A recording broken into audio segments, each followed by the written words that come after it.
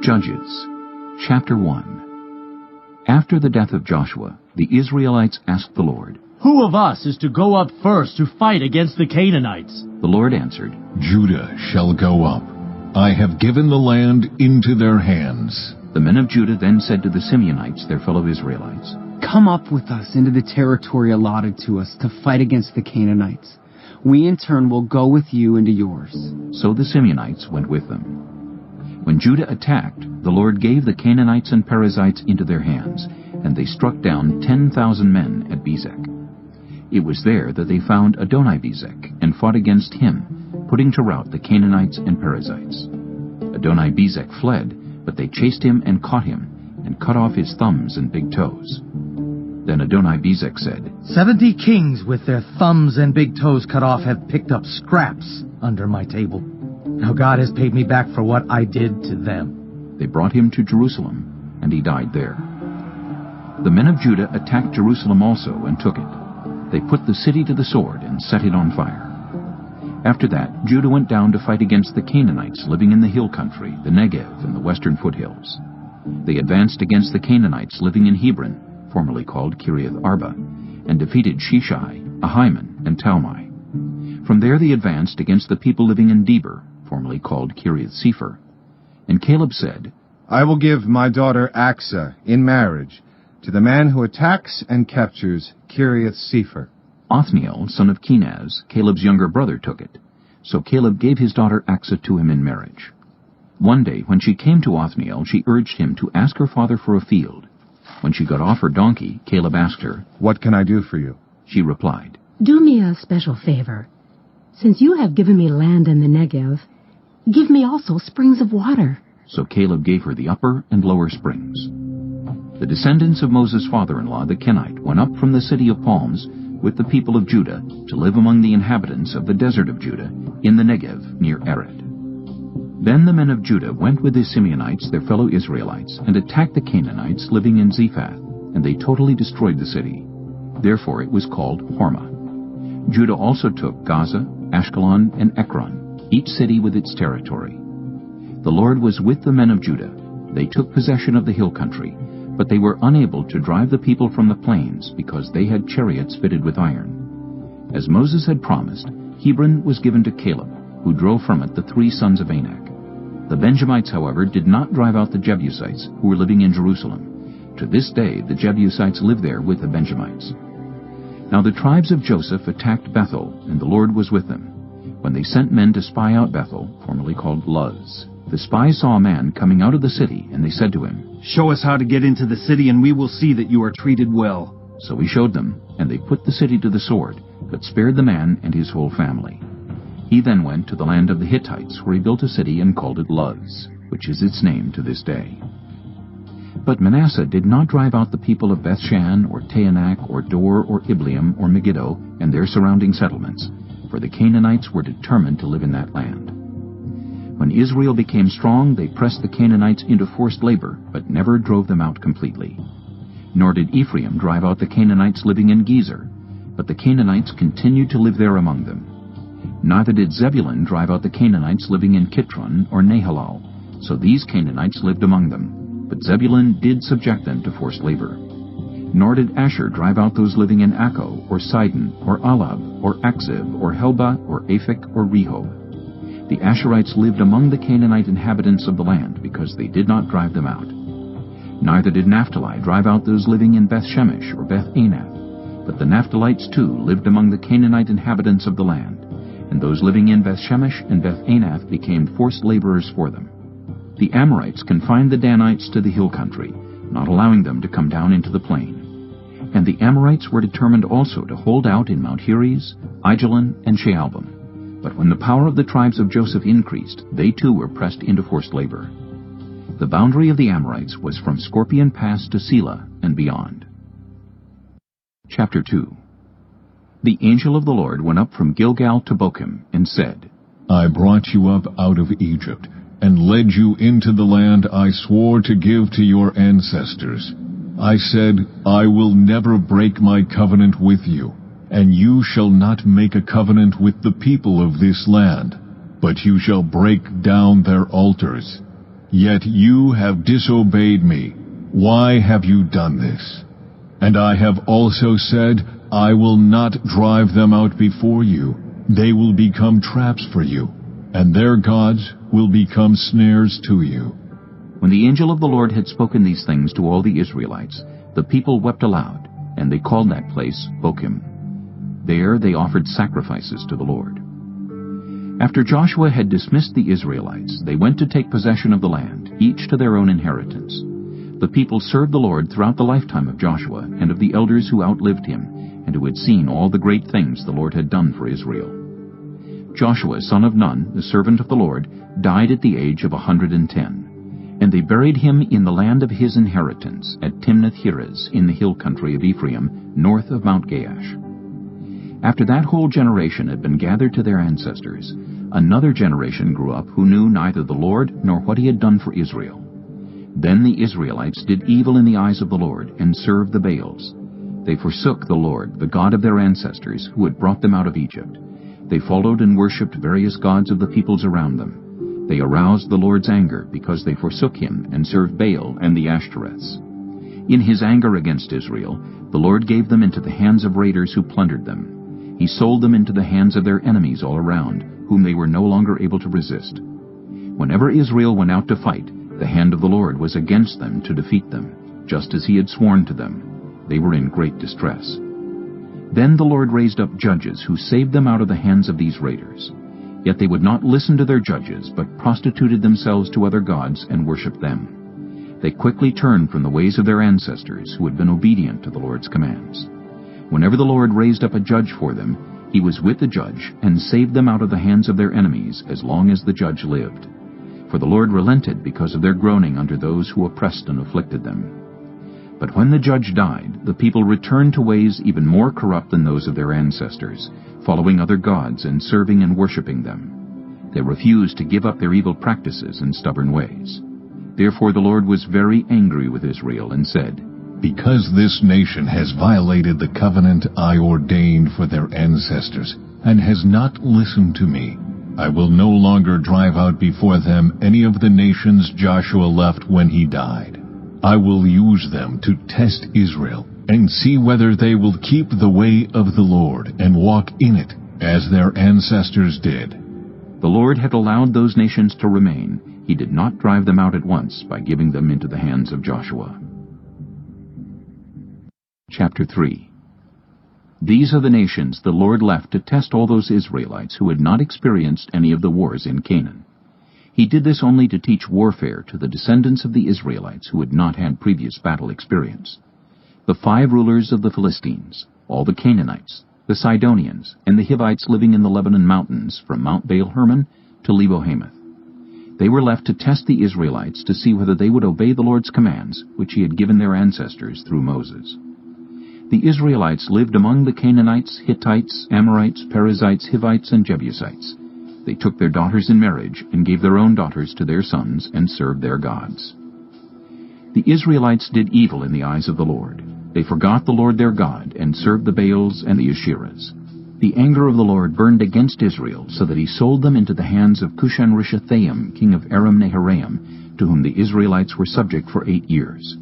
But when they cried out to the Lord, he raised up for them a deliverer, Othniel, son of Kenaz, Caleb's younger brother, who saved them. The Spirit of the Lord came on him, so that he became Israel's judge and went to war. The Lord gave Cushan-Rishathaim, king of Aram, into the hands of Othniel, who overpowered him. So the land had peace for 40 years, until Othniel, son of Kenaz, died. Again the Israelites did evil in the eyes of the Lord, and because they did this evil, the Lord gave Eglon, king of Moab, power over Israel. Getting the Ammonites and Amalekites to join him, Eglon came and attacked Israel, and they took possession of the city of palms. The Israelites were subject to Eglon, king of Moab, for 18 years. Again the Israelites cried out to the Lord, and he gave them a deliverer, Ehud, a left-handed man, the son of Jerah the Benjamite. The Israelites sent him with tribute to Eglon, king of Moab. Now Ehud had made a double-edged sword about a cubit long, which he strapped to his right thigh under his clothing. He presented the tribute to Eglon, king of Moab, who was a very fat man. After Ehud had presented the tribute, he sent on their way those who had carried it. But on reaching the stone images near Gilgal, he himself went back to Eglon and said, "Your Majesty, I have a secret message for you." The king said to his attendants, "Leave us!" And they all left. Ehud then approached him while he was sitting alone in the upper room of his palace, and said, "I have a message from God for you." As the king rose from his seat, Ehud reached with his left hand, drew the sword from his right thigh, and plunged it into the king's belly. Even the handle sank in after the blade, and his bowels discharged. Ehud did not pull the sword out, and the fat closed in over it.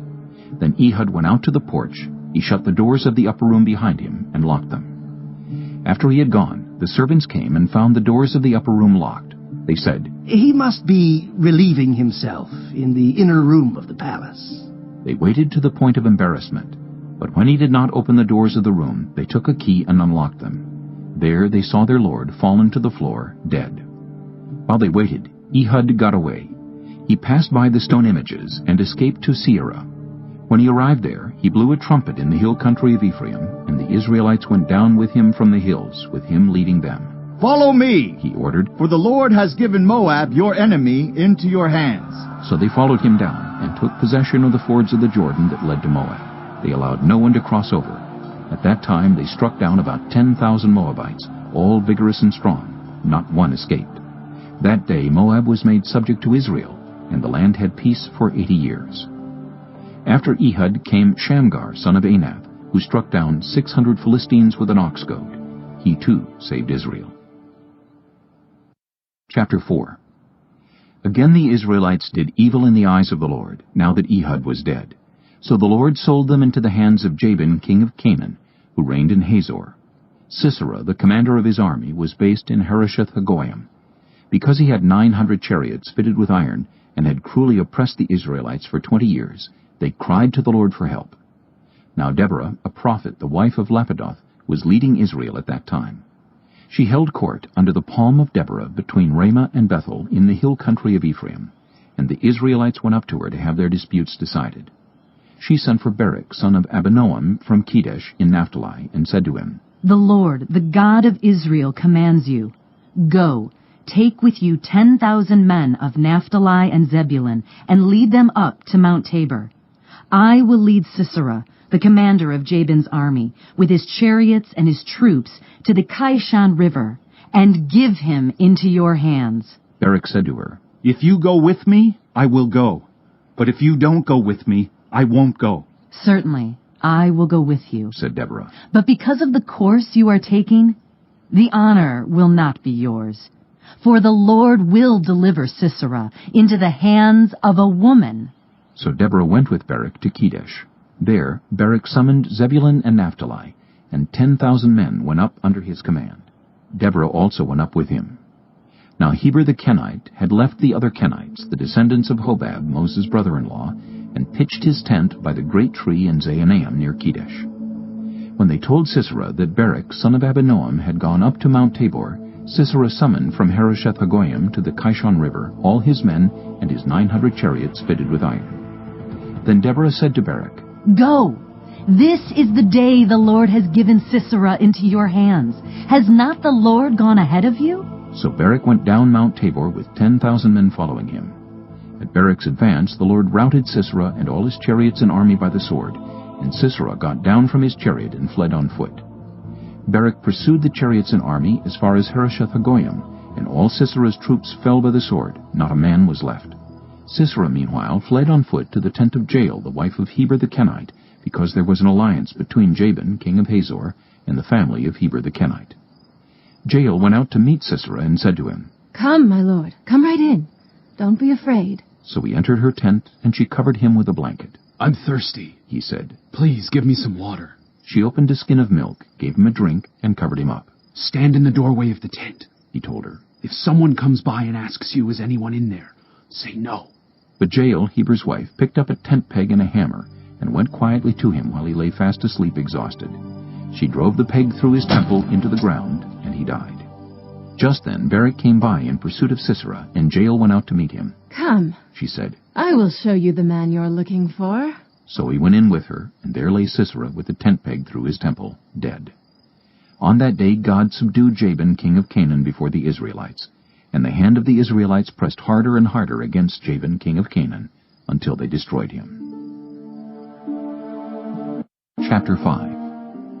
On that day Deborah and Barak son of Abinoam sang this song. When the princes in Israel take the lead, when the people willingly offer themselves, praise the Lord. Hear this, you kings. Listen, you rulers. I, even I, will sing to the Lord. I will praise the Lord, the God of Israel, in song. When you, Lord, went out from Seir, when you marched from the land of Edom, the earth shook. The heavens poured, the clouds poured down water. The mountains quaked before the Lord, the one of Sinai, before the Lord, the God of Israel. In the days of Shamgar, son of Anath, in the days of Jael, the highways were abandoned, travelers took to winding paths. Villagers in Israel would not fight. They held back until I, Deborah, arose. Until I arose, a mother in Israel. God chose new leaders when war came to the city gates. But not a shield or spear was seen among 40,000 in Israel. My heart is with Israel's princes, with the willing volunteers among the people. Praise the Lord. You who ride on white donkeys, sitting on your saddle blankets, and you who walk along the road, consider the voice of the singers at the watering places. They recite the victories of the Lord, the victories of his villagers in Israel. Then the people of the Lord went down to the city gates. Wake up, Deborah. Wake up, break out in song. Arise, Barak, take captive your captives, son of Abinoam. The remnant of the nobles came down. The people of the Lord came down to me against the mighty. Some came from Ephraim, whose roots were in Amalek. Benjamin was with the people who followed you. From Maker, captains came down. From Zebulun, those who bear a commander's staff. The princes of Issachar were with Deborah. Yes, Issachar was with Barak, sent under his command into the valley. In the districts of Reuben, there was much searching of heart. Why did you stay among the sheep pens to hear the whistling for the flocks? In the districts of Reuben, there was much searching of heart. Gilead stayed beyond the Jordan. And Dan, why did he linger by the ships? Asher remained on the coast and stayed in his coves. The people of Zebulun risked their very lives. So did Naphtali on the terraced fields. Kings came, they fought. The kings of Canaan fought. At Taanach, by the waters of Megiddo, they took no plunder of silver. From the heavens the stars fought. From their courses they fought against Sisera. The river Kishon swept them away, the age-old river, the river Kishon. March on, my soul, be strong.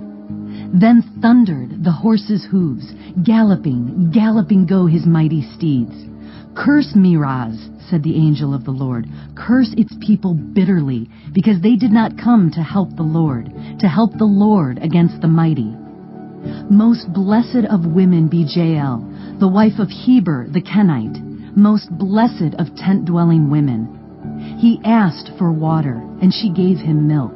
In a bowl fit for nobles, she brought him curdled milk.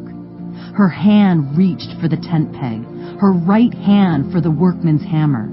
She struck Sisera, she crushed his head, she shattered and pierced his temple. At her feet he sank, he fell, there he lay. At her feet he sank, he fell. Where he sank, there he fell, dead. Through the window peered Sisera's mother. Behind the lattice she cried out, "Why is his chariot so long in coming? Why is the clatter of his chariots delayed?" The wisest of her ladies answer her. Indeed, she keeps saying to herself, "Are they not finding and dividing the spoils, a woman or two for each man? Colorful garments as plunder for Sisera? Colorful garments embroidered, highly embroidered garments for my neck, all this as plunder?" So may all your enemies perish, Lord, but may all who love you be like the sun when it rises in its strength. Then the land had peace 40 years. Chapter 6. The Israelites did evil in the eyes of the Lord, and for 7 years he gave them into the hands of the Midianites. Because the power of Midian was so oppressive, the Israelites prepared shelters for themselves in mountain clefts, caves, and strongholds. Whenever the Israelites planted their crops, the Midianites, Amalekites, and other eastern peoples invaded the country. They camped on the land and ruined the crops all the way to Gaza, and did not spare a living thing for Israel, neither sheep nor cattle nor donkeys. They came up with their livestock in their tents like swarms of locusts.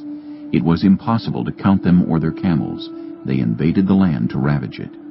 Midian so impoverished the Israelites that they cried out to the Lord for help. When the Israelites cried out to the Lord because of Midian, he sent them a prophet who said, "This is what the Lord, the God of Israel, says. I brought you up out of Egypt, out of the land of slavery. I rescued you from the hand of the Egyptians, and I delivered you from the hand of all your oppressors. I drove them out before you and gave you their land. I said to you, I am the Lord, your God. Do not worship the gods of the Amorites in whose land you live. But you have not listened to me." The angel of the Lord came and sat down under the oak in Ophrah that belonged to Joash the Abiezrite, where his son Gideon was threshing wheat in a winepress to keep it from the Midianites. When the angel of the Lord appeared to Gideon, he said, "The Lord is with you, mighty warrior." "Pardon me, my lord," Gideon replied. "but if the Lord is with us, why has all this happened to us? Where are all his wonders that our ancestors told us about when they said, 'Did not the Lord bring us up out of Egypt?' But now the Lord has abandoned us and given us into the hand of Midian." The Lord turned to him and said, "Go in the strength you have, and save Israel out of Midian's hand. Am I not sending you?" "Pardon me, my lord," Gideon replied. "but how can I save Israel? My clan is the weakest in Manasseh, and I am the least in my family." The Lord answered, "I will be with you, and you will strike down all the Midianites, leaving none alive." Gideon replied, "If now I have found favor in your eyes, give me a sign that it is really you talking to me. Please do not go away until I come back and bring my offering and set it before you." And the Lord said, "I will wait until you return." Gideon went inside, prepared a young goat, and from an ephah of flour he made bread without yeast. Putting the meat in a basket and its broth in a pot, he brought them out and offered them to him under the oak.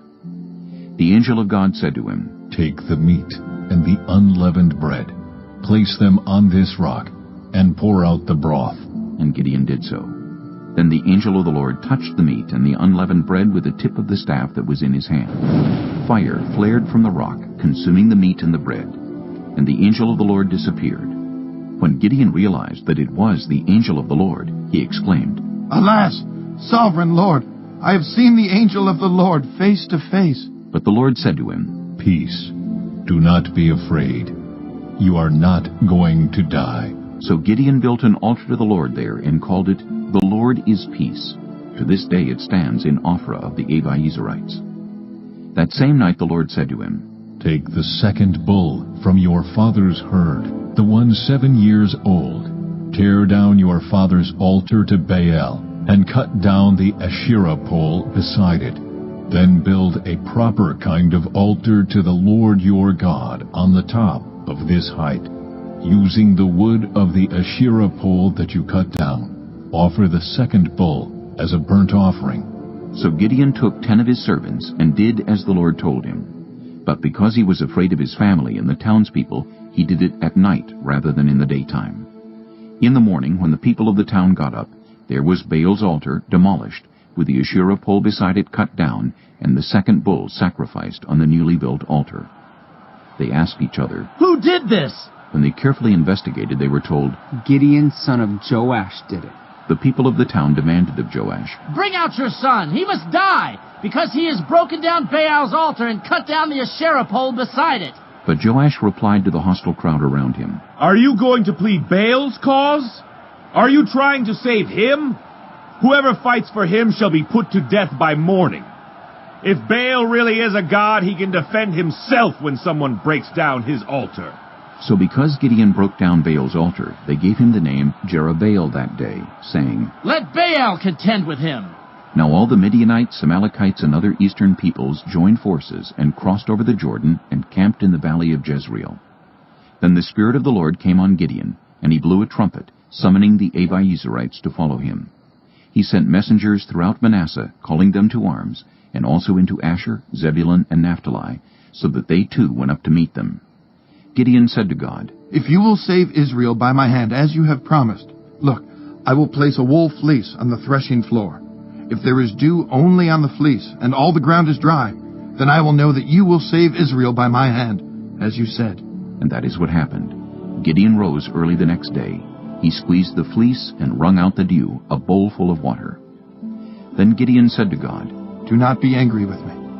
Let me make just one more request. Allow me one more test with the fleece.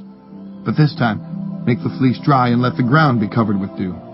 That night God did so. Only the fleece was dry. All the ground was covered with dew. Chapter 7. Early in the morning, Jerubbaal, that is Gideon, and all his men camped at the spring of Harod. The camp of Midian was north of them in the valley near the hill of Moreh. The Lord said to Gideon, You have too many men. I cannot deliver Midian into their hands, or Israel would boast against me. My own strength has saved me. Now announce to the army, anyone who trembles with fear may turn back and leave Mount Gilead. So 22,000 men left, while 10,000 remained. But the Lord said to Gideon, There are still too many men. Take them down to the water, and I will thin them out for you there. If I say, This one shall go with you, he shall go. But if I say, This one shall not go with you, he shall not go. So Gideon took the men down to the water. There the Lord told him, Separate those who lap the water with their tongues as a dog laps, from those who kneel down to drink. 300 of them drank from cupped hands, lapping like dogs. All the rest got down on their knees to drink. The Lord said to Gideon, With the 300 men that lapped, I will save you and give the Midianites into your hands. Let all the others go home. So Gideon sent the rest of the Israelites home, but kept the 300 who took over the provisions and trumpets of the others. Now the camp of Midian lay below him in the valley. During that night the Lord said to Gideon, Get up, go down against the camp, because I am going to give it into your hands. If you are afraid to attack, go down to the camp with your servant Purah, and listen to what they are saying. Afterward, you will be encouraged to attack the camp. So he and Purah his servant went down to the outposts of the camp. The Midianites, the Amalekites, and all the other eastern peoples had settled in the valley, thick as locusts. Their camels could no more be counted than the sand on the seashore. Gideon arrived just as a man was telling a friend his dream. I had a dream, he was saying. A round loaf of barley bread came tumbling into the Midianite camp. It struck the tent with such force that the tent overturned and collapsed. His friend responded, This can be nothing other than the sword of Gideon, son of Joash the Israelite. God has given the Midianites and the whole camp into his hands. When Gideon heard the dream and its interpretation, he bowed down and worshipped. He returned to the camp of Israel and called out, Get up! The Lord has given the Midianite camp into your hands. Dividing the 300 men into 3 companies, he placed trumpets and empty jars in the hands of all of them, with torches inside. Watch me, he told them. Follow my lead. When I get to the edge of the camp, do exactly as I do. When I and all who are with me blow our trumpets, then from all around the camp blow yours and shout, For the Lord and for Gideon. Gideon and the 100 men with him reached the edge of the camp at the beginning of the middle watch, just after they had changed the guard. They blew their trumpets and broke the jars that were in their hands. The 3 companies blew the trumpets and smashed the jars. Grasping the torches in their left hands and holding in their right hands the trumpets they were to blow, they shouted, A sword for the Lord and for Gideon! While each man held his position around the camp, all the Midianites ran, crying out as they fled.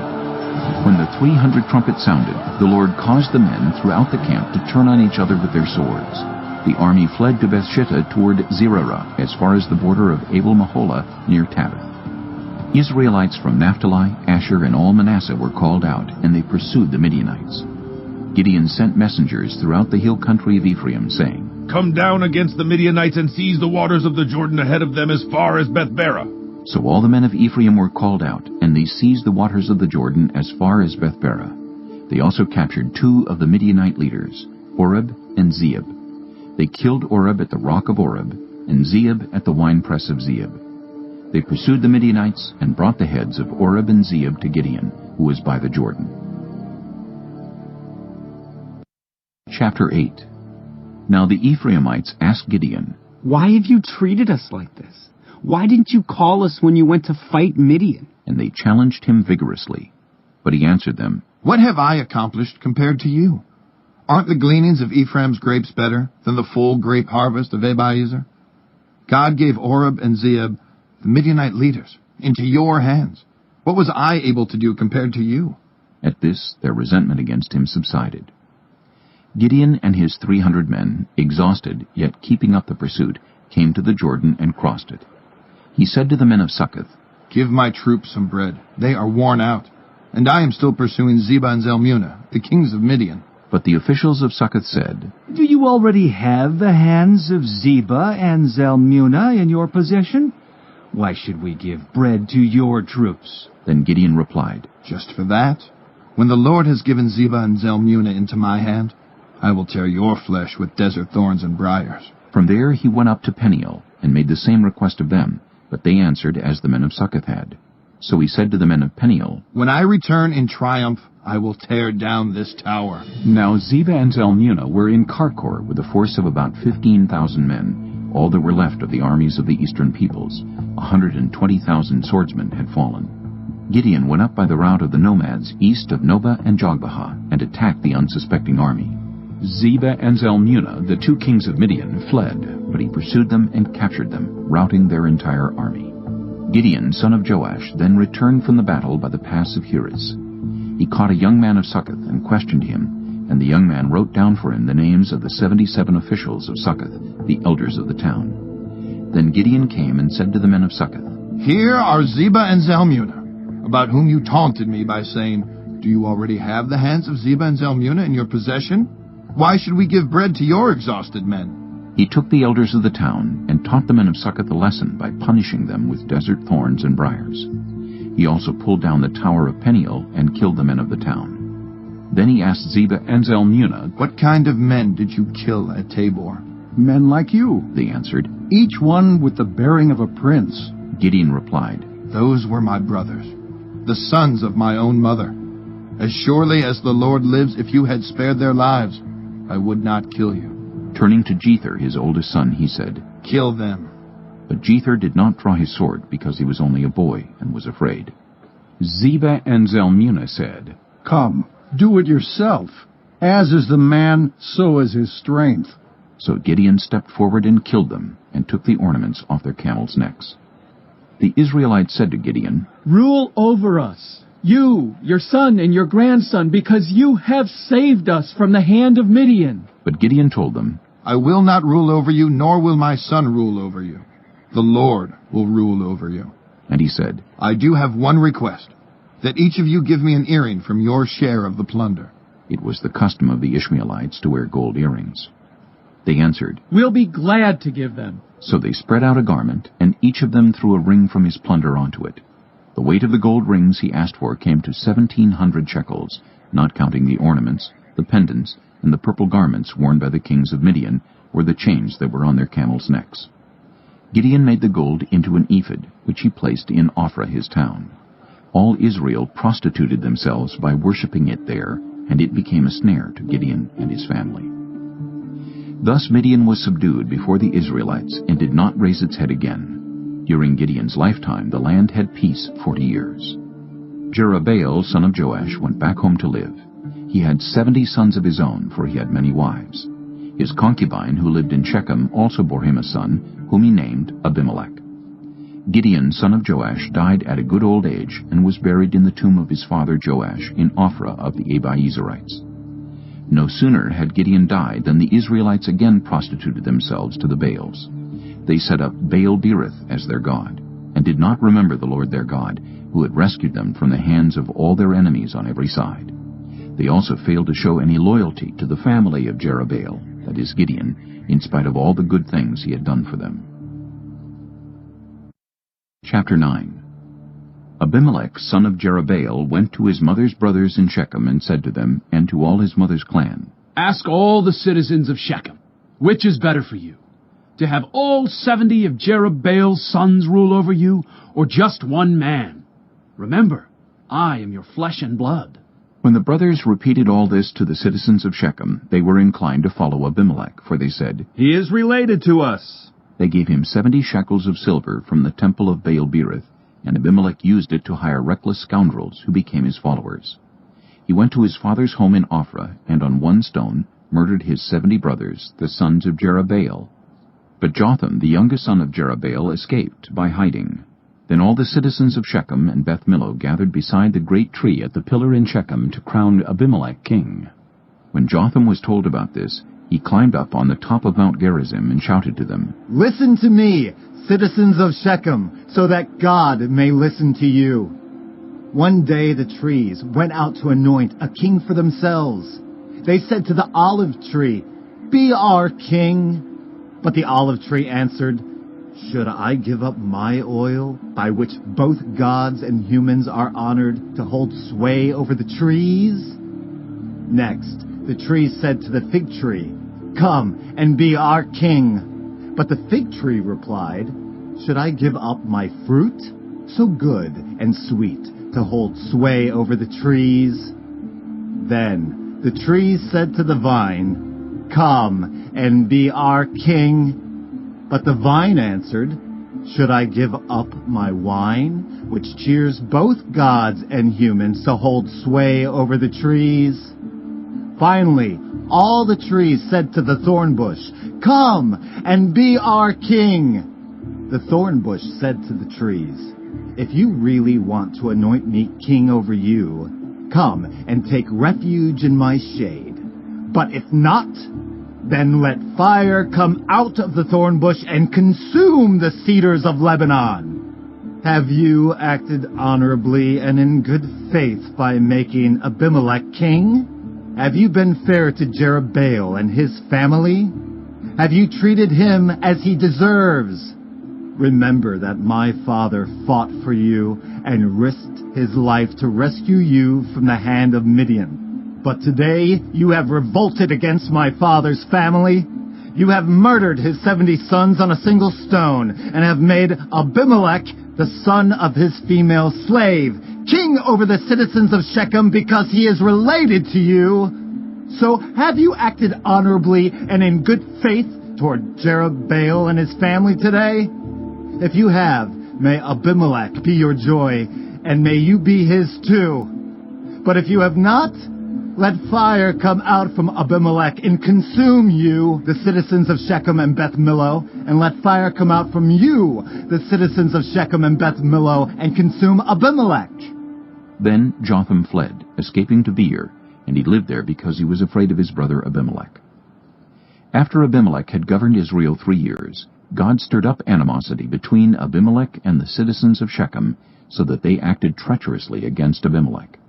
God did this in order that the crime against Jerubbaal's 70 sons, the shedding of their blood, might be avenged on their brother Abimelech and on the citizens of Shechem, who had helped him murder his brothers. In opposition to him, these citizens of Shechem set men on the hilltops to ambush and rob everyone who passed by, and this was reported to Abimelech. Now Gaal, son of Ebed, moved with his clan into Shechem, and its citizens put their confidence in him. After they had gone out into the fields and gathered the grapes and trodden them, they held a festival in the temple of their god. While they were eating and drinking, they cursed Abimelech. Then Gaal, son of Ebed, said, Who is Abimelech, and why should we Shechemites be subject to him? Isn't he Jerubbaal's son, and isn't Zebul his deputy?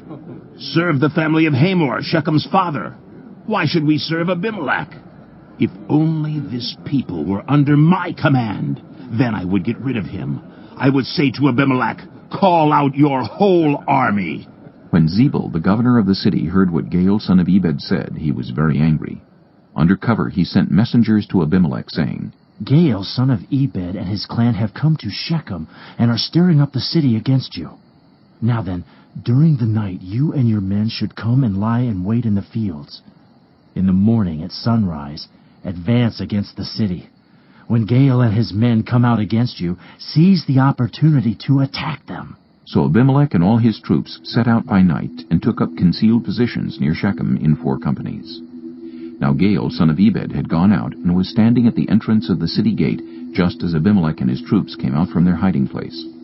When Gaal saw them, he said to Zebul, Look, people are coming down from the tops of the mountains. Zebul replied, You mistake the shadows of the mountains for men. But Gaal spoke up again. Look, people are coming down from the central hill, and a company is coming from the direction of the diviner's tree. Then Zebul said to him, Where is your big talk now? You who said, Who is Abimelech that we should be subject to him? Aren't these the men you ridiculed? Go out and fight them. So Gaal led out the citizens of Shechem and fought Abimelech. Abimelech chased him all the way to the entrance of the gate, and many were killed as they fled. Then Abimelech stayed in Arumah, and Zebul drove Gaal and his clan out of Shechem. The next day the people of Shechem went out to the fields, and this was reported to Abimelech. So he took his men, divided them into 3 companies, and set an ambush in the fields. When he saw the people coming out of the city, he rose to attack them. Abimelech and the companies with him rushed forward to a position at the entrance of the city gate. Then 2 companies attacked those in the fields and struck them down. All that day Abimelech pressed his attack against the city until he had captured it and killed its people. Then he destroyed the city and scattered salt over it. On hearing this, the citizens in the tower of Shechem went into the stronghold of the temple of El-Berith. When Abimelech heard that they had assembled there, he and all his men went up Mount Zalmon. He took an axe and cut off some branches, which he lifted to his shoulders. He ordered the men with him, Quick! Do what you have seen me do! So all the men cut branches and followed Abimelech. They piled them against the stronghold and set it on fire with the people still inside. So all the people in the tower of Shechem, about 1,000 men and women, also died. Next, Abimelech went to Thebez and besieged it and captured it. Inside the city, however, was a strong tower, to which all the men and women, all the people of the city had fled. They had locked themselves in and climbed up on the tower roof. Abimelech went to the tower and attacked it. But as he approached the entrance to the tower to set it on fire, a woman dropped an upper millstone on his head and cracked his skull. Hurriedly he called to his armor-bearer, Draw your sword and kill me, so that they can't say, A woman killed him. So his servant ran him through, and he died. When the Israelites saw that Abimelech was dead, they went home. Thus God repaid the wickedness that Abimelech had done to his father by murdering his 70 brothers. God also made the people of Shechem pay for all their wickedness. The curse of Jotham, son of Jerubbaal, came on them. Chapter 10. After the time of Abimelech, a man of Issachar named Tola, son of Puah, the son of Dodo, rose to save Israel. He lived in Shamer, in the hill country of Ephraim. He led Israel 23 years. Then he died and was buried in Shamer. He was followed by Jair of Gilead, who led Israel 22 years. He had 30 sons who rode 30 donkeys. They controlled 30 towns in Gilead, which to this day are called Havoth-Jair. When Jair died, he was buried in Canaan. Again the Israelites did evil in the eyes of the Lord. They served the Baals and the Ashtoreths, and the gods of Aram, the gods of Sidon, the gods of Moab, the gods of the Ammonites, and the gods of the Philistines. And because the Israelites forsook the Lord and no longer served him, he became angry with them. He sold them into the hands of the Philistines and the Ammonites, who that year shattered and crushed them. For 18 years they oppressed all the Israelites on the east side of the Jordan in Gilead, the land of the Amorites. The Ammonites also crossed the Jordan to fight against Judah, Benjamin, and Ephraim. Israel was in great distress. Then the Israelites cried out to the Lord, We have sinned against you, forsaking our God and serving the Baals. The Lord replied, When the Egyptians, the Amorites, the Ammonites, the Philistines, the Sidonians, the Amalekites, and the Maonites oppressed you, and you cried to me for help, did I not save you from their hands? But you have forsaken me and served other gods, so I will no longer save you. Go and cry out to the gods you have chosen, Let them save you when you are in trouble.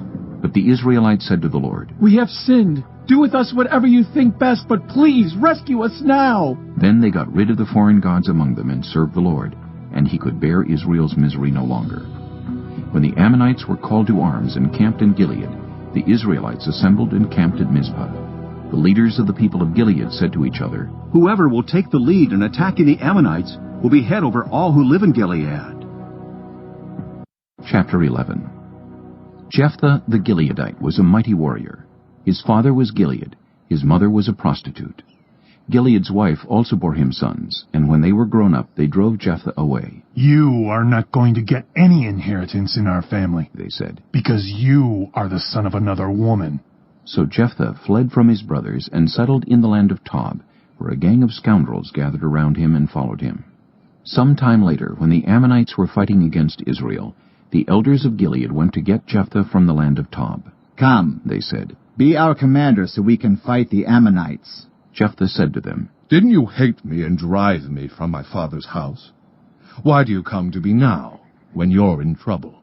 The elders of Gilead said to him, Nevertheless, we are turning to you now. Come with us to fight the Ammonites, and you will be head over all of us who live in Gilead.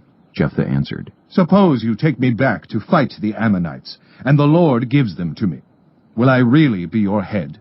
The elders of Gilead replied, The Lord is our witness. We will certainly do as you say. So Jephthah went with the elders of Gilead, and the people made him head and commander over them. And he repeated all his words before the Lord in Mizpah. Then Jephthah sent messengers to the Ammonite king with a question. What do you have against me that you have attacked my country? The king of the Ammonites answered Jephthah's messengers, When Israel came up out of Egypt, they took away my land, from the Arnon to the Jabbok, all the way to the Jordan. Now, give it back peaceably. Jephthah sent back messengers to the Ammonite king, saying, This is what Jephthah says. Israel did not take the land of Moab or the land of the Ammonites. But when they came up out of Egypt, Israel went through the wilderness to the Red Sea and on to Kadesh. Then Israel sent messengers to the king of Edom, saying, Give us permission to go through your country. But the king of Edom would not listen. They sent also to the king of Moab, and he refused. So Israel stayed at Kadesh. Next, they traveled through the wilderness, skirted the lands of Edom and Moab, passed along the eastern side of the country of Moab, and camped on the other side of the Arnon. They did not enter the territory of Moab, for the Arnon was its border. Then Israel sent messengers to Sihon, king of the Amorites, who ruled in Heshbon, and said to him, Let us pass through your country to our own place. Sihon, however, did not trust Israel to pass through his territory. He mustered all his troops and encamped at Jahaz and fought with Israel. Then the Lord, the God of Israel, gave Sihon and his whole army into Israel's hands, and they defeated them. Israel took over all the land of the Amorites who lived in that country, capturing all of it, from the Arnon to the Jabbok, and from the desert to the Jordan. Now since the Lord, the God of Israel, has driven the Amorites out before his people Israel, what right have you to take it over? Will you not take what your god Chemosh gives you?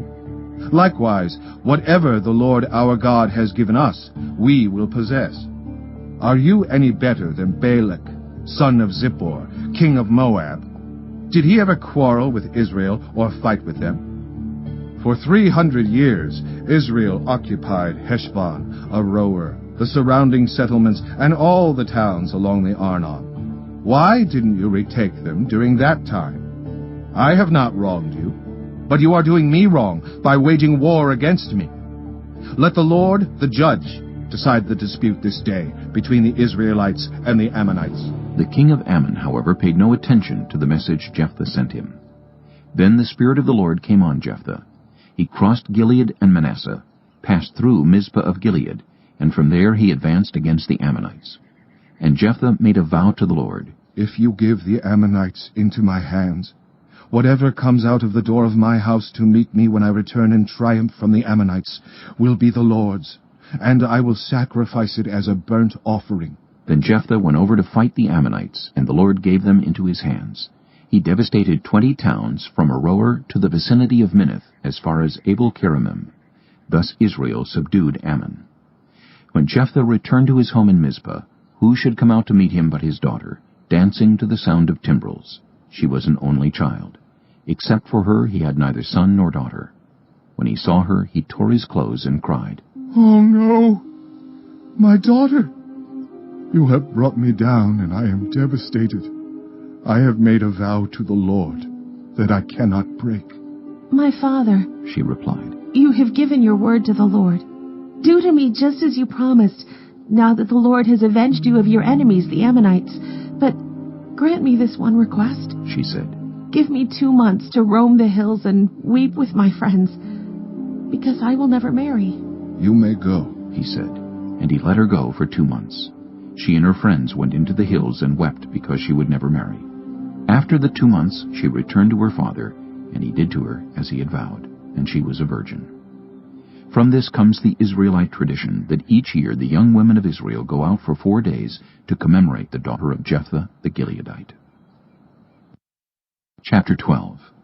The Ephraimite forces were called out, and they crossed over to Zaphon. They said to Jephthah, "Why did you go to fight the Ammonites without calling us to go with you? We're going to burn down your house over your head." Jephthah answered, I and my people were engaged in a great struggle with the Ammonites, and although I called, you didn't save me out of their hands. When I saw that you wouldn't help, I took my life in my hands and crossed over to fight the Ammonites, and the Lord gave me the victory over them. Now why have you come up today to fight me? Jephthah then called together the men of Gilead and fought against Ephraim. The Gileadites struck them down because the Ephraimites had said, "You Gileadites are renegades from Ephraim and Manasseh." The Gileadites captured the fords of the Jordan leading to Ephraim, and whenever a survivor of Ephraim said, "Let me cross over," the men of Gilead asked him, "Are you an Ephraimite?" If he replied, "No," they said, "All right, say Shibboleth." If he said, "Sibboleth," because he could not pronounce the word correctly, they seized him and killed him at the fords of the Jordan. 42,000 Ephraimites were killed at that time. Jephthah led Israel 6 years. Then Jephthah the Gileadite died and was buried in a town in Gilead. After him, Ibzan of Bethlehem led Israel. He had 30 sons and 30 daughters. He gave his daughters away in marriage to those outside his clan, and for his sons he brought in 30 young women as wives from outside his clan. Ibzan led Israel 7 years. Then Ibzan died and was buried in Bethlehem. After him, Elon the Zebulunite led Israel 10 years. Then Elon died and was buried in Aijalon in the land of Zebulun. After him, Abdon son of Hillel from Pirathon led Israel. He had 40 sons and 30 grandsons who rode on 70 donkeys. He led Israel 8 years. Then Abdon son of Hillel died and was buried at Pirathon in Ephraim in the hill country of the Amalekites. Chapter 13. Again the Israelites did evil in the eyes of the Lord, so the Lord delivered them into the hands of the Philistines for 40 years. A certain man of Zorah named Manoah from the clan of the Danites had a wife who was childless, unable to give birth. The angel of the Lord appeared to her and said, "You are barren and childless, but you are going to become pregnant and give birth to a son. Now see to it that you drink no wine or other fermented drink, and that you do not eat anything unclean. You will become pregnant and have a son whose head is never to be touched by a razor, because the boy is to be a Nazirite, dedicated to God from the womb. He will take the lead in delivering Israel from the hands of the Philistines." Then the woman went to her husband and told him, "A man of God came to me. He looked like an angel of God, very awesome. I didn't ask him where he came from, and he didn't tell me his name. But he said to me, 'You will become pregnant and have a son. Now then, drink no wine or other fermented drink, and do not eat anything unclean, because the boy will be a Nazirite of God from the womb until the day of his death.'" Then Manoah prayed to the Lord, "Pardon your servant, Lord. I beg you to let the man of God you sent to us come again to teach us how to bring up the boy who is to be born." God heard Manoah, and the angel of God came again to the woman while she was out in the field. but her husband Manoah was not with her. The woman hurried to tell her husband. "He's here, the man who appeared to me the other day." Manoah got up and followed his wife. When he came to the man, he said, "Are you the man who talked to my wife?" "I am," he said. So Manoah asked him, "When your words are fulfilled, what is to be the rule that governs the boy's life and work?" The angel of the Lord answered, "Your wife must do all I have told her. She must not eat anything that comes from the grapevine, nor drink any wine or other fermented drink, nor eat anything unclean. She must do everything I have commanded her." Manoah said to the angel of the Lord, "We would like you to stay until we prepare a young goat for you." The angel of the Lord replied, "Even though you detain me, I will not eat any of your food. But if you prepare a burnt offering, offer it to the Lord." Manoah did not realize that it was the angel of the Lord. Then Manoah inquired of the angel of the Lord, "What is your name, so that we may honor you when your word comes true?" He replied, "Why do you ask my name? It is beyond understanding." Then Manoah took a young goat, together with a grain offering, and sacrificed it on a rock to the Lord. And the Lord did an amazing thing while Manoah and his wife watched. As the flame blazed up from the altar toward heaven, the angel of the Lord ascended in the flame. Seeing this, Manoah and his wife fell with their faces to the ground. When the angel of the Lord did not show himself again to Manoah and his wife, Manoah realized that it was the angel of the Lord. "We are doomed to die," he said to his wife. "We have seen God." But his wife answered, "If the Lord had meant to kill us, he would not have accepted a burnt offering and grain offering from our hands, nor shown us all these things, or now told us this." The woman gave birth to a boy and named him Samson. He grew, and the Lord blessed him, and the Spirit of the Lord began to stir him while he was in Mahanadan, between Zorah and Eshtaol. Chapter 14. Samson went down to Timnah and saw there a young Philistine woman. When he returned, he said to his father and mother, "I have seen a Philistine woman in Timnah. Now get her for me as my wife." His father and mother replied, "Isn't there an acceptable woman among your relatives or among all our people? Must you go to the uncircumcised Philistines to get a wife?" But Samson said to his father, "Get her for me. She's the right one for me." His parents did not know that this was from the Lord, who was seeking an occasion to confront the Philistines, for at that time they were ruling over Israel. Samson went down to Timnah together with his father and mother. As they approached the vineyards of Timnah, suddenly a young lion came roaring toward him, and the Spirit of the Lord came powerfully upon him, so that he tore the lion apart with his bare hands, as he might have torn a young goat. But he told neither his father nor his mother what he had done. Then he went down and talked with the woman, and he liked her. Some time later, when he went back to marry her, he turned aside to look at the lion's carcass, and in it he saw a swarm of bees and some honey. He scooped out the honey with his hands and ate as he went along. When he rejoined his parents, he gave them some, and they too ate it. But he did not tell them that he had taken the honey from the lion's carcass. Now his father went down to see the woman, and there Samson held a feast, as was customary for young men. When the people saw him, they chose 30 men to be his companions. "Let me tell you a riddle," Samson said to them. "If you can give me the answer within the 7 days of the feast, I will give you 30 linen garments and 30 sets of clothes. If you can't tell me the answer, you must give me 30 linen garments and 30 sets of clothes." "Tell us your riddle," they said. "Let's hear it." He replied, "Out of the eater, something to eat. Out of the strong, something sweet." For 3 days they could not give the answer. On the 4th day they said to Samson's wife, "Coax your husband into explaining the riddle for us, or we will burn you and your father's household to death. Did you invite us here to steal our property?" Then Samson's wife threw herself on him sobbing. "You hate me. You don't really love me. You've given my people a riddle, but you haven't told me the answer." "I haven't even explained it to my father or mother," he replied. "So why should I explain it to you?" She cried the whole 7 days of the feast. So on the 7th day he finally told her, because she continued to press him. She in turn explained the riddle to her people. Before sunset on the 7th day the men of the town said to him, "What is sweeter than honey? What is stronger than a lion?" Samson said to them, "If you had not plowed with my heifer, you would not have solved my riddle." Then the Spirit of the Lord came powerfully upon him. He went down to Ashkelon, struck down 30 of their men, stripped them of everything, and gave their clothes to those who had explained the riddle. Burning with anger, he returned to his father's home, and Samson's wife was given to one of his companions who had attended him at the feast. Chapter 15. Later on, at the time of wheat harvest, Samson took a young goat and went to visit his wife. He said, "I'm going to my wife's room." But her father would not let him go in. "I was so sure you hated her," he said, "that I gave her to your companion. Isn't her younger sister more attractive? Take her instead." Samson said to them, "This time I have a right to get even with the Philistines. I will really harm them." So he went out and caught 300 foxes and tied them tail to tail in pairs. He then fastened a torch to every pair of tails, lit the torches, and let the foxes loose in the standing grain of the Philistines. He burned up the shocks and standing grain, together with the vineyards and olive groves.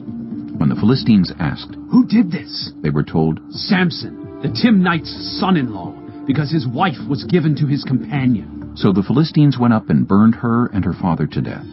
Samson said to them, "Since you've acted like this, I swear that I won't stop until I get my revenge on you." He attacked them viciously and slaughtered many of them. Then he went down and stayed in a cave in the rock of Etam. The Philistines went up and camped in Judah, spreading out near Lehi. The people of Judah asked, "Why have you come to fight us?" "We have come to take Samson prisoner," they answered, "to do to him as he did to us." Then 3,000 men from Judah went down to the cave in the rock of Etam and said to Samson, "Don't you realize that the Philistines are rulers over us? What have you done to us?" He answered, "I merely did to them what they did to me." They said to him, "We've come to tie you up and hand you over to the Philistines." Samson said, "Swear to me that you won't kill me yourselves." "Agreed," they answered. "We will only tie you up and hand you over to them. We will not kill you." So they bound him with 2 new ropes and led him up from the rock. As he approached Lehi, the Philistines came toward him shouting. The Spirit of the Lord came powerfully upon him. The ropes on his arms became like charred flax, and the bindings dropped from his hands. Finding a fresh jawbone of a donkey, he grabbed it and struck down 1,000 men. Then Samson said, "With a donkey's jawbone I have made donkeys of them. With a donkey's jawbone I have killed 1,000 men." When he finished speaking, he threw away the jawbone, and the place was called Ramath-Lehi. Because he was very thirsty, he cried out to the Lord, "You have given your servant this great victory. Must I now die of thirst and fall into the hands of the uncircumcised?" Then God opened up the hollow place in Lehi, and water came out of it.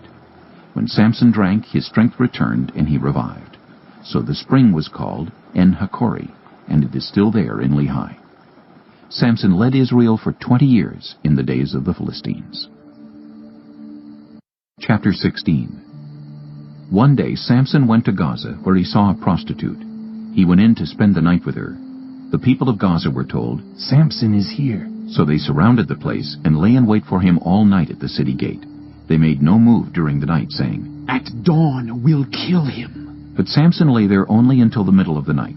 Then he got up and took hold of the doors of the city gate, together with the 2 posts, and tore them loose, bar and all. He lifted them to his shoulders and carried them to the top of the hill that faces Hebron.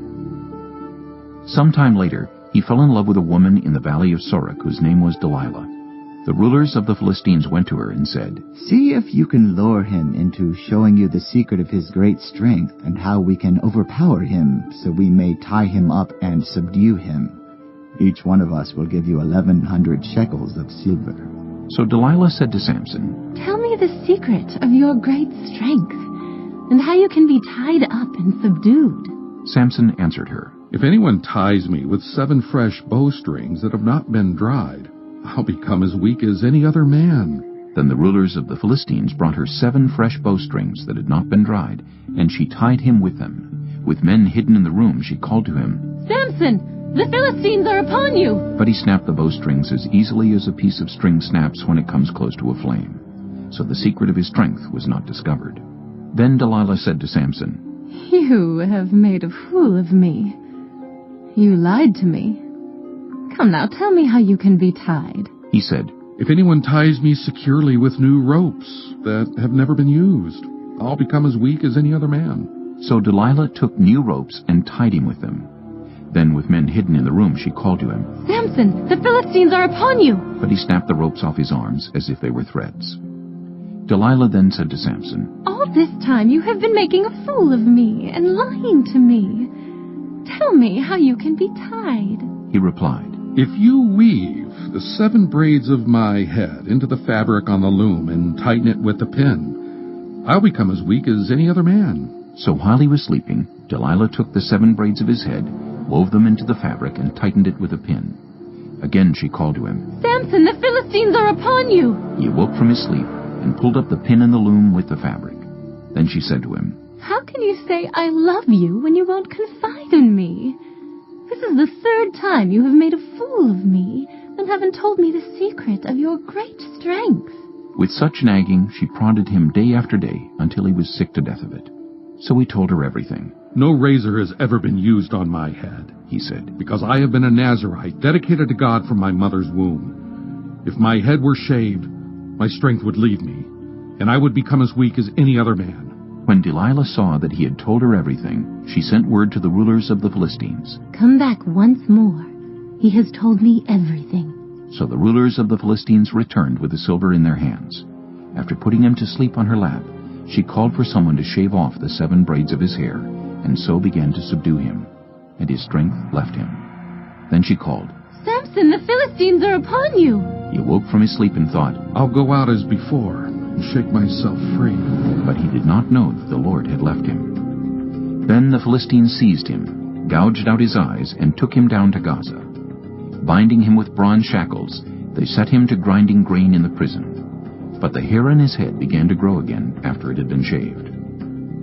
Now the rulers of the Philistines assembled to offer a great sacrifice to Dagon their god, and to celebrate, saying, Our God has delivered Samson, our enemy, into our hands. When the people saw him, they praised their god, saying, Our God has delivered our enemy into our hands, the one who laid waste our land and multiplied our slain.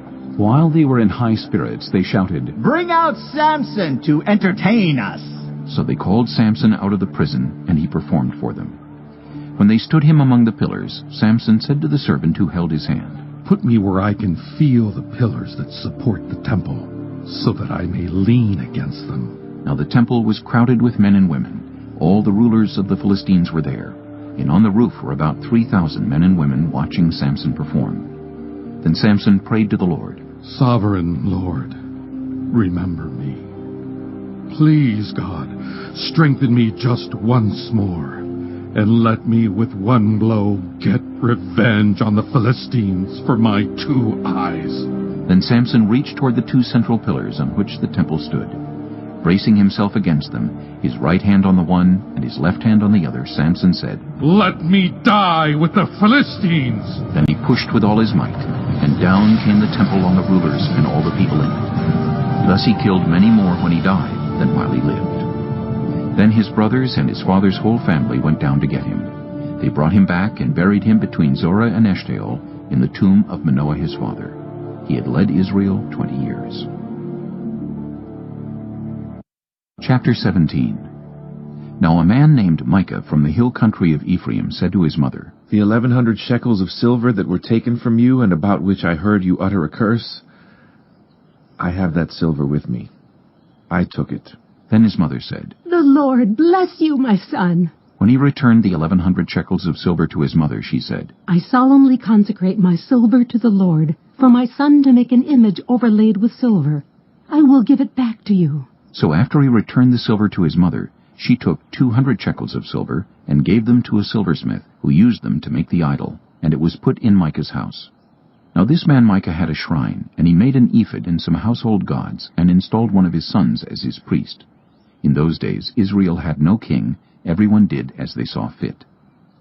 A young Levite from Bethlehem in Judah, who had been living within the clan of Judah, left that town in search of some other place to stay. On his way, he came to Micah's house in the hill country of Ephraim. Micah asked him, Where are you from? I'm a Levite from Bethlehem in Judah, he said, and I'm looking for a place to stay. Then Micah said to him, Live with me and be my father and priest, and I'll give you 10 shekels of silver a year, your clothes and your food. So the Levite agreed to live with him, and the young man became like one of his sons to him. Then Micah installed the Levite, and the young man became his priest and lived in his house. And Micah said, Now I know that the Lord will be good to me, since this Levite has become my priest. Chapter 18. In those days Israel had no king, and in those days the tribe of the Danites was seeking a place of their own where they might settle, because they had not yet come into an inheritance among the tribes of Israel.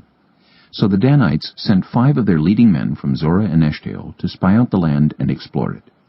These men represented all the Danites. They told them, Go explore the land. So they entered the hill country of Ephraim and came to the house of Micah, where they spent the night. When they were near Micah's house, they recognized the voice of the young Levite. So they turned in there and asked him, Who brought you here? What are you doing in this place? Why are you here? He told them what Micah had done for him, and said, He has hired me, and I am his priest. Then they said to him, Please inquire of God to learn whether our journey will be successful. The priest answered them, Go in peace. Your journey has the Lord's approval. So the 5 men left and came to Laish, where they saw that the people were living in safety, like the Sidonians, at peace and secure. And since their land lacked nothing, they were prosperous. Also they lived a long way from the Sidonians and had no relationship with anyone else. When they returned to Zorah and Eshtaol, their fellow Danites asked them, How did you find things? They answered, Come on, let's attack them. We have seen the land, and it is very good. Aren't you going to do something? Don't hesitate to go there and take it over. When you get there, you will find an unsuspecting people and a spacious land that God has put into your hands, a land that lacks nothing whatever. Then 600 men of the Danites, armed for battle, set out from Zorah and Eshtaol. On their way, they set up camp near Kiriath-Jearim in Judah. This is why the place west of Kiriath-Jearim is called Mehanadan to this day. From there they went on to the hill country of Ephraim and came to Micah's house.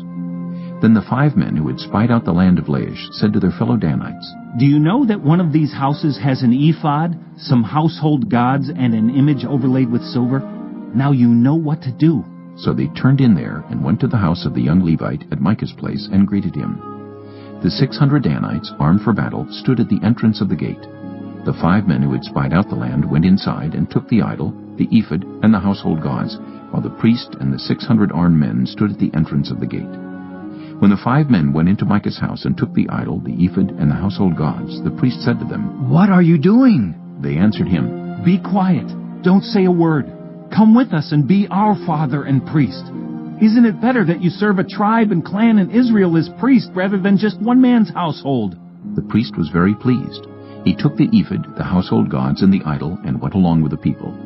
Putting their little children, their livestock, and their possessions in front of them, they turned away and left. When they had gone some distance from Micah's house, the men who lived near Micah were called together and overtook the Danites. As they shouted after them, the Danites turned and said to Micah, What's the matter with you that you called out your men to fight? He replied, You took the gods I made and my priest and went away. What else do I have? How can you ask, What's the matter with you?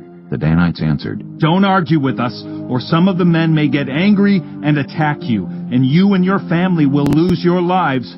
So the Danites went their way, and Micah, seeing that they were too strong for him, turned around and went back home. Then they took what Micah had made, and his priest, and went on to Laish against a people at peace and secure.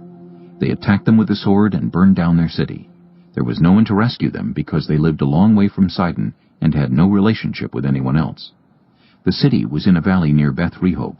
The Danites rebuilt the city and settled there. They named it Dan after their ancestor Dan, who was born to Israel, though the city used to be called Laish. There the Danites set up for themselves the idol, and Jonathan son of Gershom, the son of Moses, and his sons were priests for the tribe of Dan until the time of the captivity of the land. They continued to use the idol Micah had made all the time the house of God was in Shiloh. Chapter 19. In those days Israel had no king. Now a Levite who lived in a remote area in the hill country of Ephraim took a concubine from Bethlehem in Judah. But she was unfaithful to him. She left him and went back to her parents' home in Bethlehem, Judah. After she had been there 4 months, her husband went to her to persuade her to return. He had with him his servant and 2 donkeys. She took him into her parents' home, and when her father saw him, he gladly welcomed him. His father-in-law, the woman's father, prevailed on him to stay, so he remained with him 3 days, eating and drinking and sleeping there. On the 4th day they got up early, and he prepared to leave. But the woman's father said to his son-in-law, Refresh yourself with something to eat. Then you can go. So the two of them sat down to eat and drink together. Afterward the woman's father said, Please stay tonight and enjoy yourself. And when the man got up to go, his father-in-law persuaded him, so he stayed there that night. On the morning of the 5th day, when he rose to go, the woman's father said, Refresh yourself. Wait till afternoon. So the two of them ate together. Then, when the man, with his concubine and his servant, got up to leave, his father-in-law, the woman's father, said, Now look, it's almost evening. Spend the night here. The day is nearly over. Stay and enjoy yourself. Early tomorrow morning, you can get up and be on your way home. But, unwilling to stay another night, the man left and went toward Jebus, that is, Jerusalem, with his 2 saddle donkeys and his concubine. When they were near Jebus, and the day was almost gone, the servant said to his master, Come, let's stop at this city of the Jebusites and spend the night. His master replied, No, we won't go into any city whose people are not Israelites. We will go on to Gibeah. He added, Come, let's try to reach Gibeah or Ramah and spend the night in one of those places. So they went on, and the sun set as they neared Gibeah in Benjamin. There they stopped to spend the night. They went and sat in the city square, but no one took them in for the night. That evening an old man from the hill country of Ephraim, who was living in Gibeah, the inhabitants of the place were Benjamites, came in from his work in the fields. When he looked and saw the traveler in the city square, the old man asked, Where are you going? Where did you come from? He answered, We are on our way from Bethlehem in Judah to a remote area in the hill country of Ephraim, where I live. I have been to Bethlehem in Judah, and now I am going to the house of the Lord. No one has taken me in for the night. We have both straw and fodder for our donkeys, and bread and wine for ourselves, your servants, me, the woman, and the young man with us. We don't need anything. You are welcome at my house, the old man said. Let me supply whatever you need. Only don't spend the night in the square. So he took him into his house and fed his donkeys. After they had washed their feet, they had something to eat and drink. While they were enjoying themselves, some of the wicked men of the city surrounded the house. Pounding on the door, they shouted to the old man who owned the house, Bring out the man who came to your house so we can have sex with him. The owner of the house went outside and said to them, No, my friends, don't be so vile. Since this man is my guest, don't do this outrageous thing. Look, here is my virgin daughter and his concubine. I will bring them out to you now, and you can use them and do to them whatever you wish. But as for this man, don't do such an outrageous thing. But the men would not listen to him. So the man took his concubine and sent her outside to them, and they raped her and abused her throughout the night, and at dawn they let her go. At daybreak the woman went back to the house where her master was staying, fell down at the door, and lay there until daylight. When her master got up in the morning and opened the door of the house and stepped out to continue on his way, there lay his concubine fallen in the doorway of the house, with her hands on the threshold. He said to her, Get up, let's go. But there was no answer. Then the man put her on his donkey and set out for home. When he reached home, he took a knife and cut up his concubine limb by limb into 12 parts and sent them into all the areas of Israel. Everyone who saw it was saying to one another, Such a thing has never been seen or done, not since the day the Israelites came up out of Egypt. Just imagine! We must do something, so speak up! Chapter 20. Then all Israel from Dan to Beersheba and from the land of Gilead came together as one and assembled before the Lord in Mizpah. The leaders of all the people of the tribes of Israel took their places in the assembly of God's people, 400,000 men armed with swords. The Benjamites heard that the Israelites had gone up to Mizpah. Then the Israelites said, Tell us how this awful thing happened. So the Levite, the husband of the murdered woman, said, I and my concubine came to Gibeah in Benjamin to spend the night. During the night, the men of Gibeah came after me and surrounded the house, intending to kill me. They raped my concubine, and she died. I took my concubine, cut her into pieces, and sent one piece to each region of Israel's inheritance, because they committed this lewd and outrageous act in Israel. Now, all you Israelites, speak up and tell me what you have decided to do. All the men rose up together as one, saying, None of us will go home. No, not one of us will return to his house. But now this is what we'll do to Gibeah. We'll go up against it in the order decided by casting lots. We'll take 10 men out of every 100 from all the tribes of Israel, and 100 from 1,000, and 1,000 from 10,000 to get provisions for the army. Then, when the army arrives at Gibeah in Benjamin, it can give them what they deserve for this outrageous act done in Israel. So all the Israelites got together and united as one against the city. The tribes of Israel sent messengers throughout the tribe of Benjamin, saying, "What about this awful crime that was committed among you? Now turn those wicked men of Gibeah over to us, so that we may put them to death and purge the evil from Israel." But the Benjamites would not listen to their fellow Israelites. From their towns they came together at Gibeah to fight against the Israelites. At once the Benjamites mobilized 26,000 swordsmen from their towns, in addition to 700 able young men from those living in Gibeah. Among all these soldiers there were 700 select troops who were left-handed, each of whom could sling a stone at a hair and not miss. Israel, apart from Benjamin, mustered 400,000 swordsmen, all of them fit for battle. The Israelites went up to Bethel and inquired of God. They said, "Who of us is to go up first to fight against the Benjamites?" The Lord replied, "Judah shall go first." The next morning the Israelites got up and pitched camp near Gibeah. The Israelites went out to fight the Benjamites and took up battle positions against them at Gibeah. The Benjamites came out of Gibeah and cut down 22,000 Israelites on the battlefield that day. But the Israelites encouraged one another and again took up their positions where they had stationed themselves the first day. The Israelites went up and wept before the Lord until evening, and they inquired of the Lord. They said, "Shall we go up again to fight against the Benjamites, our fellow Israelites?" The Lord answered, "Go up against them." Then the Israelites drew near to Benjamin the second day. This time, when the Benjamites came out from Gibeah to oppose them, they cut down another 18,000 Israelites, all of them armed with swords. Then all the Israelites, the whole army, went up to Bethel, and there they sat weeping before the Lord. They fasted that day until evening, and presented burnt offerings and fellowship offerings to the Lord. And the Israelites inquired of the Lord. In those days the ark of the covenant of God was there, with Phinehas, son of Eleazar, the son of Aaron, ministering before it. They asked, "Shall we go up again to fight against the Benjamites, our fellow Israelites, or not?" The Lord responded, "Go, for tomorrow I will give them into your hands." Then Israel set an ambush around Gibeah. They went up against the Benjamites on the third day, and took up positions against Gibeah as they had done before. The Benjamites came out to meet them, and were drawn away from the city. They began to inflict casualties on the Israelites as before, so that about 30 men fell in the open field and on the roads, the one leading to Bethel and the other to Gibeah. While the Benjamites were saying, "We are defeating them as before," the Israelites were saying, "Let's retreat and draw them away from the city to the roads." All the men of Israel moved from their places and took up positions at Baal Tamar, and the Israelite ambush charged out of its place on the west of Gibeah. Then 10,000 of Israel's able young men made a frontal attack on Gibeah. The fighting was so heavy that the Benjamites did not realize how near disaster was. The Lord defeated Benjamin before Israel, and on that day the Israelites struck down 25,100 Benjamites, all armed with swords. Then the Benjamites saw that they were beaten. Now the men of Israel had given way before Benjamin because they relied on the ambush they had set near Gibeah.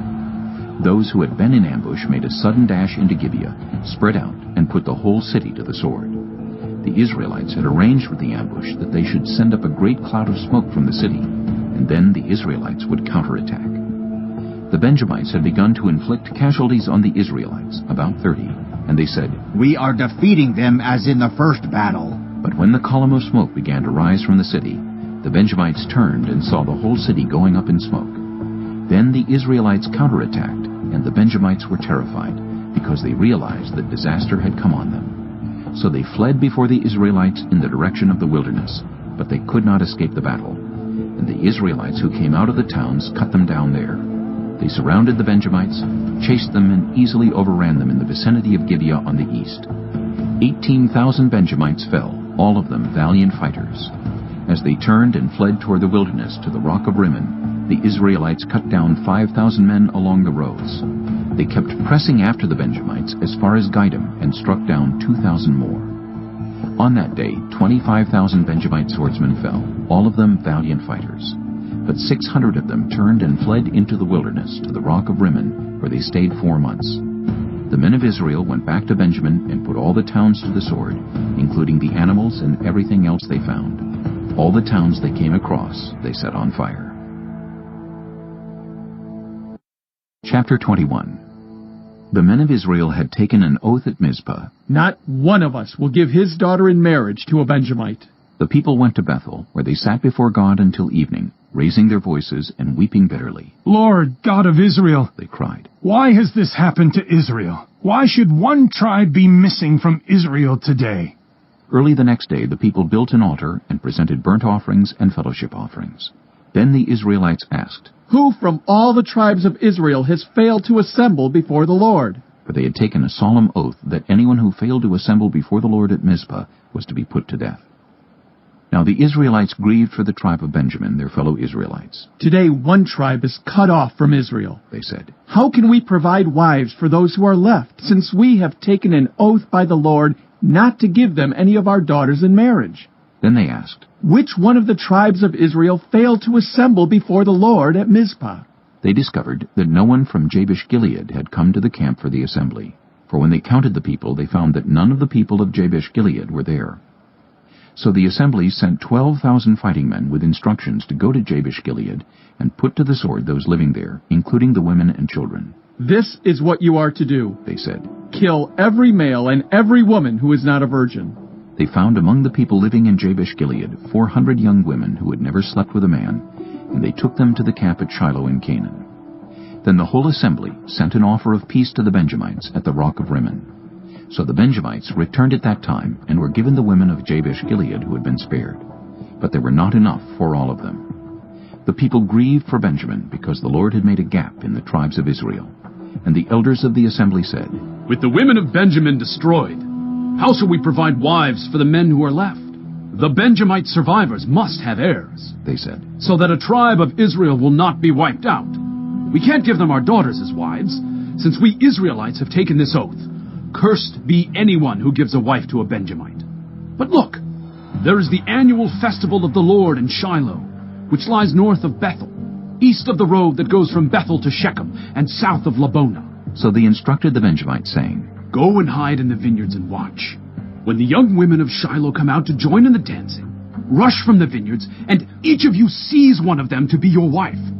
Then return to the land of Benjamin. When their fathers or brothers complain to us, we will say to them, Do us the favor of helping them, because we did not get wives for them during the war. You will not be guilty of breaking your oath, because you did not give your daughters to them. So that is what the Benjamites did. While the young women were dancing, each man caught one and carried her off to be his wife. Then they returned to their inheritance and rebuilt the towns and settled in them. At that time the Israelites left that place and went home to their tribes and clans, each to his own inheritance. In those days Israel had no king. Everyone did as they saw fit.